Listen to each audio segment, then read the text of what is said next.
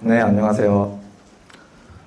이게 150명이라는 수치가 텍스트로 볼 때는 그렇게 안 와닿았는데 이렇게 앞에서 보니까 되게 압도적으로 느껴지네요. 제가 조금 뚝딱거리거나 약간 이제 저로도 넓은 마음으로 이해해 주시면 감사하겠습니다. 네, 안녕하세요. 저는 이제 지구 반대편을 대응하는 어플리케이션을 위해라는 주제로 오늘 발표를 하게 된 김민규라고 합니다. 저는 이제 0년차 프론트엔드였던 제가 여러 국가에서 서비스되는 프로덕트를 만들기 위해 했던 고민들을 오늘 공유해보려 오늘 이 발표를 준비해봤어요. 이제 전체적인 흐름은 프론트엔드긴 한데 이제 주니어의 시각으로 바라본 간단한 주제니 이제 가벼운 마음으로 즐겨주시면 감사하겠습니다. 네, 제 소개를 드리자면 저는 김민규라고 하고요. 현재 사이프에서 4기로 참여를 하고 있습니다. 그리고 1년차 프론트엔드 개발자고요. 그리고 운전면허가 없지만 전기차 충전기에서 일을 하고 있어요. 자, 그러면 본격적으로 발표를 시작해보기 전에 혹시 여러분들한테 질문을 하나 드려볼게요. 여러분들 혹시 i18n이라는 약자에 대해 들어본 분 있으시면 손 한번 들어줄 수 있나요?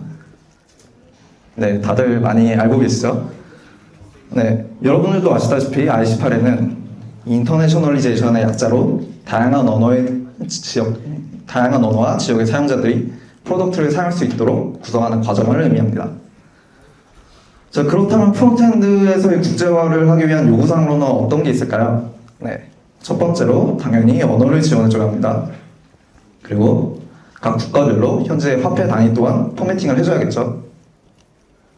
이제 그리고 또한 접속 시간도 이제 포매팅을 해줘야 합니다. 그리고 아랍어 같은 경우에는 RTL, Right to Left라고 하죠. 문자 정렬 같은 이런 세세한 부분도 신경을 써줘야 해요. 이런 국제화를 잘 적용시킨 예시로는 노션이 있죠. 네, 노션은 노션이라는 프로덕트가 가진 비즈니스적 가치를 여러 국가에서 동일하게 사용할 수 있도록 잘 설계해 놓은 대표적인 프로덕트입니다. 그렇다면 이거를 코드 레벨에서는 어떻게 구현을 할 수가 있을까요? 네, 뭐 i18n 넥스트나 넥스트 INTL 혹은 링UI 같은 국제화 전용 라이브러리를 사용하거나 아니면 혹은 직접 구축해서 사용을 할 수가 있겠죠. 자, 그럼 여기서 질문을 여러분들한테 하나 더 드려볼게요. 같은 기능을 구현하면 과연 같은 어플리케이션이라고 할 수 있을까요? 제가 이런 질문을 드리는 이유는 이제 세금 계산이라든지 아니면 법적인 요구사항이라든지 결제수단이라든지 아니면 외부 기관 연동 같은 이런 국가라는 단위를 기준으로 규칙이 달라지는 특수한 변수들이 존재하기 때문입니다. 네, 대표적인 예시예요. 아마존이죠. 자, 왼쪽은 아마존 USA고 오른쪽은 아마존 재팬입니다. 두 어플리케이션은 이제 상품을 사용자에게 보여주고 판매하고 배송을 해준다는 동일한 비즈니스 가치를 가지고 있지만 동시에 각 국가별로 서로 다른 구현 세부사항을 가지고 있어요. 예를 들어서 이제 아마존 USA 같은 경우에는 결제에서 스트라이프나 페이팔 같은 PC사를 이용할 수도 있고 반대로 이제 아마존 재팬 같은 경우는 일본에서 운영하는 라쿠텐페이 같은 거를 사용할 수도 있겠죠. 이처럼 모든 글로벌 프로젝트들이 단순히 언어, 통화, 타임조 같은 비즈니스 로직과 관련이 없는 부분들만 최적화를 하는 건 아닙니다. 자, 저도 이제 이런 프로젝트를 회사에서 만들어야 했던 경험이 있었어요. 이제 근데 그 당시에 저는 0년차 프론트엔드도 저 혼자였고 디자이너도 없었죠. 그래서 저는 우선 저가 프로젝트를 구성하기 전에 이제 한번 국가별로 중복되는 기능들과 중복되지 않는 기능들을 먼저 구분해보기 시작했습니다. 자, 먼저 국가별로 중복되는 기능은 대표적으로 다른 것들이 있죠. 이제 국제 프로토콜이라든지 아니면 게시판 관리 기능이나 도메인과 관련된 국가와 상관없는 도메인 관련 기능 아니면 쿠폰 관리 등 이런 국가에 귀속이 되지 않는 비즈니스 로직들이 존재를 합니다. 반대로 이제 공공기관 연동이라든지 아니면 주도 체계라든지 정산 시스템이나 결제 같은 경우는 이제 국가별로 다르게 구현이 될 수가 있어요. 자, 언제나 추상화는 개발자를 가장 힘들게 하는 요소 중 하나죠. 쪼개기에는 중복되는 게 많고 합치기에는 뭔가 코드 하나에 분기 처리가 너무 많아질 것 같아요. 이제 추상화를 하기 위한 분기점들 기준이 뭔가 모호하게 느껴지죠.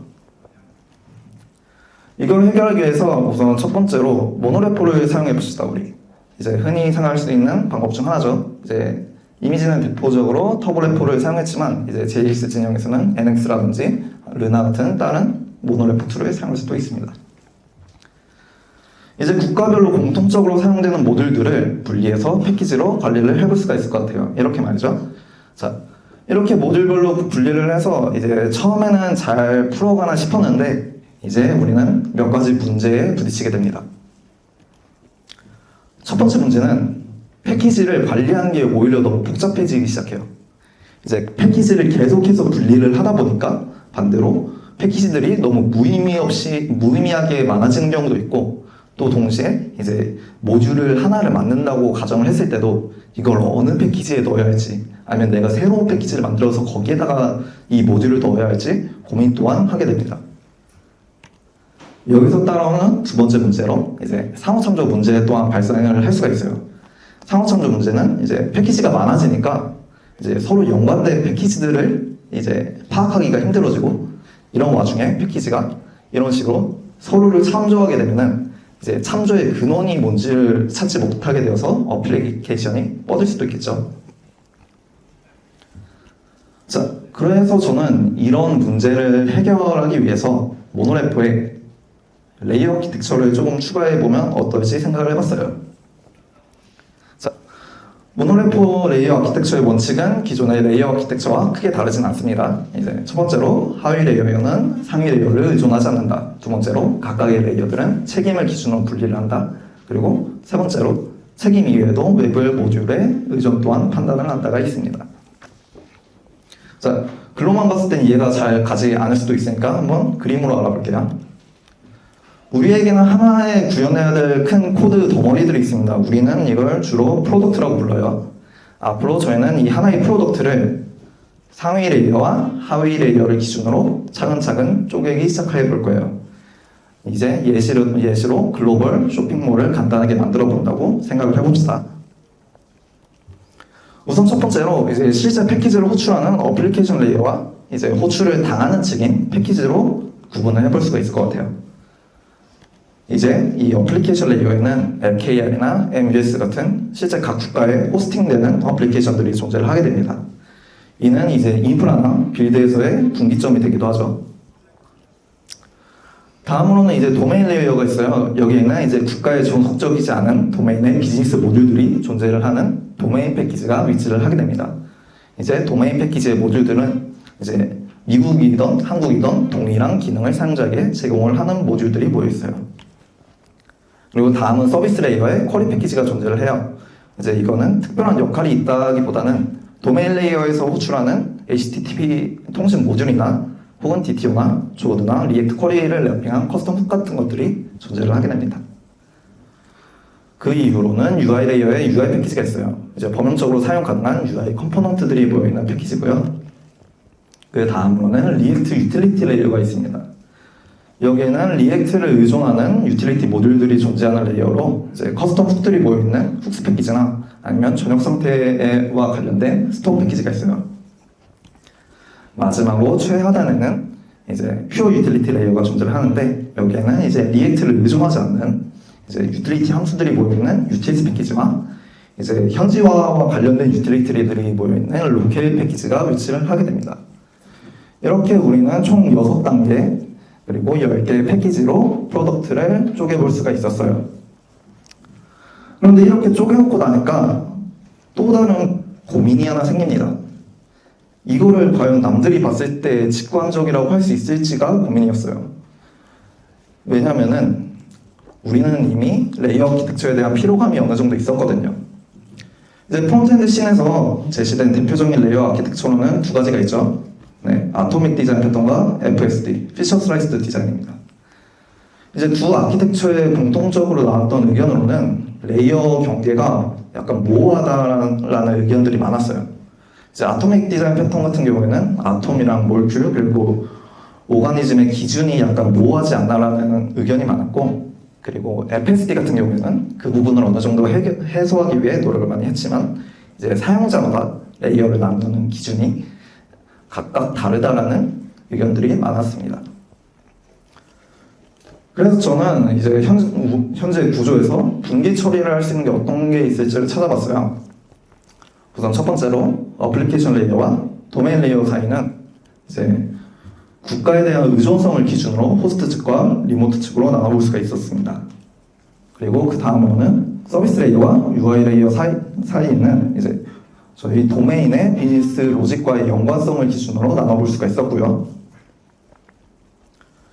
마지막으로 리액트 유틸리티 레이어와 퓨어 유틸리티 레이어 사이는 리액트에 대한 의존을 기준으로 나눠볼 수가 있었습니다. 이를 바탕으로 저는 이제 레이어에 대한 결정 로직을 좀 만들어 보았어요. 이제 우선 첫 번째 기준으로 특정 국가의 종속적인지를 판별합니다. 만약 특정 국가의 종속적이면 이제 이렇게 바로 해당 어플리케이션 레이어에 그 패키지에 존재를 하게 되겠죠. 근데 국가에 종속적이지 않다면 다음으로는 도메인에 대한 관련성을 판단을 해요. 그리고 만약에 연관이 있다면 해당 모듈이 API 모듈인지를 기준으로 쿼리 패키지인지 도메인 패키지인지를 결정을 합니다. 자, 이전으로 돌아와서 만약에 도메인과 관련이 없는 경우 이제 UI를 렌더링 하는지를 기준으로 UI 패키지인지를 판별하고 만약에 아니라면 이제 리액트를 의존하는지를 판단을 해요. 그래서 만약에 맞다면은 전용 상태형 스토어 모듈인지를 기준으로 스토어 패키지인지 훅스 패키지인지를 나눌 수가 있습니다. 그리고 다시 돌아와서 리액트를 의존하지 않는 경우 로컬라이징을 위한 모듈인지를 기준으로 로컬 패키지인지 UTS 패키지인지 결정을 할 수가 있었죠. 자, 한번 직접 시뮬레이션을 해볼까요? 이제 미국 내 결제 기능을 담당하는 스트라이프 컴포넌트 모달이라는 컴포넌트가 있다고 가정을 해봅시다. 이제 이 컴포넌트는 미국이라는 특정 국가에 종속적이죠. 그래서 어플리케이션 레이어에 위치를 하게 됩니다. 이제 다음으로는 쿠폰 리스트 컴포넌트가 있어요. 이제 쿠폰에 대한 비즈니스 정책들이 만약에 모든 국가가 동일하다고 했을 때 이 기능들은 특정 국가에 종속적이지가 않겠죠. 그래서 다음으로 넘어가고 저희 비즈니스 도메인과 관련이 있기 때문에 yes로 넘어가고 그리고 API 모듈은 아니기 때문에 우리는 도메인으로 간다는 걸 알 수가 있습니다. 그렇다면 이제 유저 어플라이 쿠폰 같은 커스텀 이제 API 훅 같은 경우에는 이런 로직에 따라서 쿼리 패키지에 위치한다는 걸 알 수가 있게 되겠죠. 그리고 페이지네이션을 계산하는 유즈 페이지네이션 커스텀 훅은 도메인과 관련 없는 리액트를 의존하는 커스텀 훅이기에 훅스 패키지로 들어가는 걸 알 수가 있습니다. 마지막으로 통화를 포매팅하는 유틸리티 함수 또한 결정 로직으로 인해서 간단하게 이제 로컬로 들어가는 걸 판별할 수가 있었죠. 자, 개발자들은 이제 첫마디 말보다 코드로 보는 게 훨씬 이해가 잘 가잖아요. 이번에는 한번 코드로 직접 보면서 알아볼게요. 아까 말씀드린 미국에서의 결제를 진행하는 USA 페이먼트 페이지 컴포넌트는 내부에서 스트라이프 컴포넌트 모달을 렌더링을 해요. 그렇다면 이 스트라이프 컴포넌트 모달은 어디에 위치를 할까요? 네, 역시나 동일하게 MUS 패키지 내부에 존재를 하게 됩니다. 왜냐하면 미국 이외의 프로젝트에서는 사용되지 않기 때문이에요. 동일한 이유로 내부에서 있었던 유스트라이프 머천트 데이터 훅 또한 이제 MUS에 위치를 하게 됩니다. 이번에는 다른 페이지인데 이제 쿠폰 매니지먼트 페이지 안에 있는 쿠폰 리스트 같은 경우에는 어디에 위치를 하게 될까요? 네, 바로 하위 레이어인 도메인 레이어에 위치를 하게 됩니다. 왜냐면 이거는 MKR에서도 존재를 할 수가 있기 때문이에요. 그리고 API 호출 커스텀 훅인 use 쿠폰 어플라이는 바로 하위 레이어인 API 모듈의 쿼리 패키지에 존재를 하게 되죠. 자, 그렇다면 여기 쿠폰 리스트에 있는 버튼 컴포넌트는 어디에 위치를 하게 될까요? 네, 예상대로 이제 하위 레이어인 UI 레이어의 UI 패키지에 위치를 하게 됩니다. 그리고 버튼 내부에서 사용하는 유선 컨트롤러라는 커스텀 훅은 그보다 하위 레이어인 훅스 패키지에 위치를 하게 되겠죠. 그렇다면 만약 이제 버튼에 이런 로깅 관련된 기능들이 추가된다면 이런 로깅 이벤트 함수는 어디에 위치를 해야 될까요? 네, 예상대로 최하위 레이어인 UTS 패키지에 위치를 하게 됩니다. 이처럼 각각의 모듈들은 상위 레이어를 의존하지 않고 목적에 따라 분류를 할 수 있게 되었어요. 부가적인 장점 또한 있습니다. 이제 요구사항 변동에 좀 더 유연하게 대처를 할 수가 있게 되었어요. 만약에 이제 특정 국가에서 쓰이던 기능들이 여러 국가에서 사용되도록 요구사항이 변동이 될 수가 있잖아요. 이런 경우에는 이제 기존에는 해당 모듈이 이제 얘가 어느 패키지에 있는지 이제 이걸 찾고 나면은 이걸 어디로 빼서 어느 패키지에 위치를 시켜야 했는지를 고민을 했어야 됐지만 이런 경우에는 단순히 레이어를 한 단계 내려주거나 아니면 레이어를 한 단계 올려주는 방식으로 해결을 할 수가 있었습니다. 이렇게 문제가 다 해결되나 싶었지만 또 다른 문제가 있었어요. 이번에 조금 다른 유형의 문제인데 이제 바로 도메인 용어에 대한 분리치 문제가 있었습니다. 이제 당시에 저는 이제 디자이너가 없이 일을 하다 보니까 디자인 시안 없이 와이어프레임을 기준으로 작업을 하고 있었어요. 그러다 보니까 특정한 개념을 번역하는 과정에서 이제 사용자에게 서로 다르게 보여지는 경우들이 많았습니다. 예를 들어서 이제 프랜차이즈라는 이제 코드가 있을 때 이거를 한국어로 번역한다면 어떤 페이지에서는 그대로 음차를 내서 프랜차이즈로 쓰게 되고 어떤 데에서는 이제 한국어로 번역을 한 가맹점이라고 보여줄 수도 있는 거죠. 이렇게 휴먼 에러로 인해 동일한 개념들이 서로 다른 문자로 보이는 경우는 곧 UX 일관성의 감소로 이루어졌습니다. 그래서 저는 이런 케이스를 어떻게 대할 방법이 없을까라고 찾아보던 중에 한 가지 개념을 발견을 하게 돼요. 바로 유비쿼터스 언어라는 개념입니다. 여기 여러분들 중에 백엔드 개발자분들이나 혹시 다른 분들 중에 혹시 도메인 주도 개발에 대해 알고 계신 분 있으시면 손 한번 들어주실 수 있나요? 네, 몇 분 계시는 걸로 보이는데 사실 전 하나도 모르고요. 전 잘 모릅니다. 그냥 오다가다 몇 번 주워 듣긴 했었지 저는 도메인 주도 개발이 뭔지 잘 몰라요.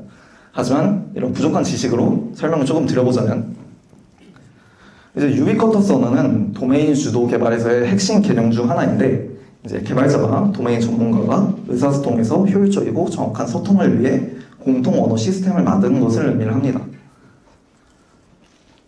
예를 들어서 이제 도메인 전문가가 이렇게 얘기를 해요. 고객은 책을 장바구니에 담고 주문을 완료하면 결제가 되고 배송이 시작됩니다. 여기서 유비쿼터스 언어를 추출한다면 어떻게 추출할 수가 있을까요? 네, 이런 식으로 고객, 책, 장바구니, 주문, 결제, 배송 이렇게 추출을 할 수가 있을 것 같아요. 이들은 비즈니스적 가치가 존재하는 단어들이죠. 그리고 이거를 다시 이런 식으로 각 개념들이 어떤 걸 의미를 하는지를 정의를 내릴 수가 있을 것 같아요. 이렇게 한다면 이제 개발자와 도메인 전문가와의 커뮤니케이션 로스를 줄일 수가 있겠죠. 저는 이 개념에 대해서 조금 알아보고 이거를 코드 레벨에서 적용을 한다면 지금의 문제를 어느 정도 해결하는 데 도움이 되지 않을까라고 생각을 했어요. 그래서 저는 유비쿼터스 랭귀지 팩이라는 거를 만들어 보기로 생각을 했습니다. 이제 유비쿼터스 랭귀지 팩에 대해 설명드리자면 다음과 같아요.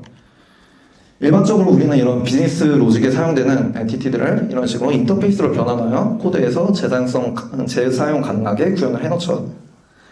이러한 인터페이스는 우리가 비즈니스 로직을 구현하는 데 사용되는 하나의 개념이라고도 볼 수가 있습니다.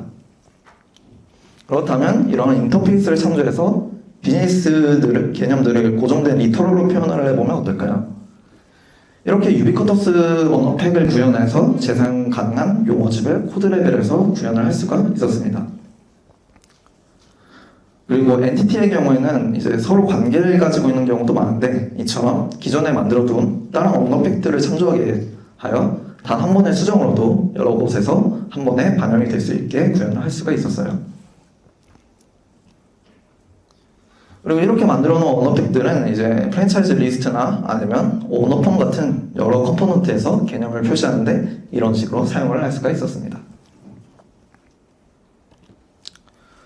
그리고 빌드 시에는 이렇게 유비쿼터스 언어팩을 언어별로 만들어 둔 다음에 주입된 환경 변수에 따라 오버라이딩을 시키는 방식을 통해서 이제 실수로 미국 어플리케이션에서 한국어가 나온다든지 아니면 한국 어플리케이션에서 일본어가 나온다든지 하는 경우를 방지를 할 수가 있었어요. 이제 트리 쉐이킹 쪽에서 좀 문제가 있지 않을까 걱정을 좀 했었는데 다행히도 요새 번들러들이 좋아가지고 이제 저렇게 참조를 안 하는 환경 변수 레벨에서 참조하지 않는 경우는 알아서 잘 지어주더라고요. 그리고 추가적으로 이렇게 만들어 놓은 자바스크립트 객체들을 스프레드시트나 노션과 같은 API와 동결해서 문서 또한 좀 더 간편하게 할 수 있었습니다. 네, 저는 이렇게 제가 겪은 문제들을 이런 식으로 해결을 했어요. 하지만 약간 마무리가 다들 비슷해지는 것 같긴 한데 이게 정답이라고는 생각하지 않습니다. 언젠가는 이 구조가 너무 과도하게 느껴질 수도 있고 언젠가는 또 이런 구조가 프로덕트를 만드는데 부족하게 느껴질 수도 있을 테니까요. 제가 내린 결론은 지금 당장 적절한 방법으로 구현하는 게 중요하지 않을까라는 자조적인 질문을 남기면서 오늘 발표를 여기까지 마치도록 하겠습니다. 감사합니다.